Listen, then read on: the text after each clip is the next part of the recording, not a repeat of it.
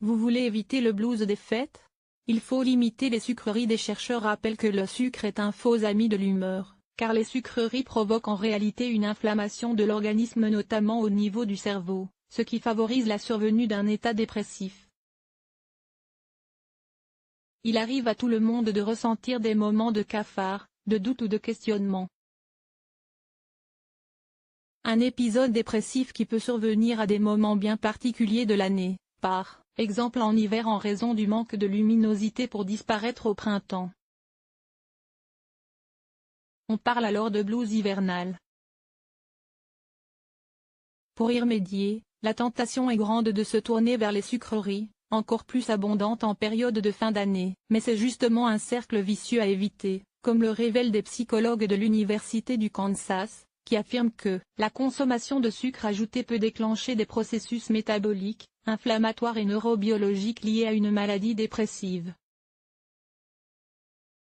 Leur étude parue sur le site Science Direct suggère en effet que, couplé à une diminution de la lumière en hiver et au changement d'habitude de sommeil associé à cette période, une consommation élevée de sucre peut nuire à la santé mentale.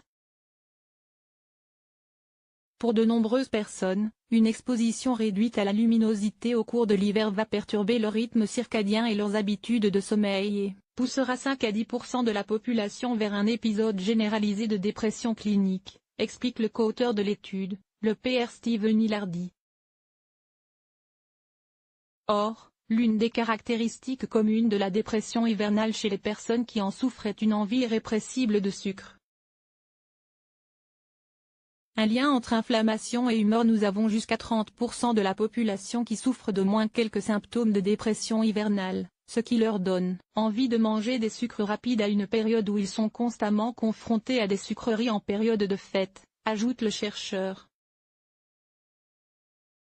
La raison est simple, le sucre peut stimuler artificiellement l'humeur, ce qui conduit certaines personnes souffrant de dépression à rechercher grâce à lui un soulagement émotionnel temporaire. Selon lui, lorsque l'on consomme des sucreries, elles agissent comme une drogue. Mais si celles-ci ont un effet immédiat sur l'amélioration de l'humeur, à forte dose elles peuvent avoir des conséquences paradoxales sur le long terme. Le sucre en excès peut en effet empirer l'humeur, réduire le bien-être, élever l'inflammation et causer une prise de poids. Les enquêteurs sont parvenus à leur conclusion en analysant plusieurs études sur les effets physiologiques et psychologiques de la consommation de sucre ajouté. Selon eux, il faudrait le considérer, si consommé en grande quantité, comme nocif physiquement et psychologiquement, comme boire trop d'alcool. L'alcool est très calorique, ne contient pas de nutriments et est très toxique à forte dose. Les sucres sont très similaires. Les personnes qui veulent optimiser leur alimentation devraient fournir les nutriments nécessaires au cerveau et éviter ces toxines potentielles. Le microbiote est lui aussi affecté. Les chercheurs ont par ailleurs découvert que l'inflammation est l'effet physiologique le plus important du sucre en ce qui concerne la santé mentale et les troubles dépressifs. Quand nous pensons aux maladies inflammatoires, nous pensons à des choses comme le diabète et la polyarthrite rhumatoïde, des maladies avec un niveau élevé d'inflammation systémique. Nous ne pensons normalement pas à la dépression. Toutefois, il s'avère qu'elle en fait partie, pas pour tous ceux qui sont déprimés, mais pour environ la moitié, estime le Pr Steven Ilardi. Nous savons que les hormones inflammatoires peuvent pousser directement le cerveau dans un état de dépression sévère. Ainsi, une inflammation au niveau du cerveau favorise la dépression, et les sucres ajoutés ont un effet pro-inflammatoire sur l'organisme. Autre mécanisme en cause, via le microbiote intestinal, le sucre pourrait être un contributeur potentiel à la dépression.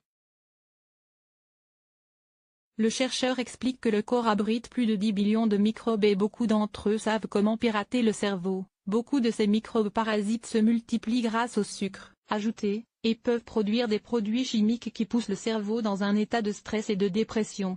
Le professeur Ilardi recommande donc de faire d'autant plus attention à son alimentation pendant les fêtes.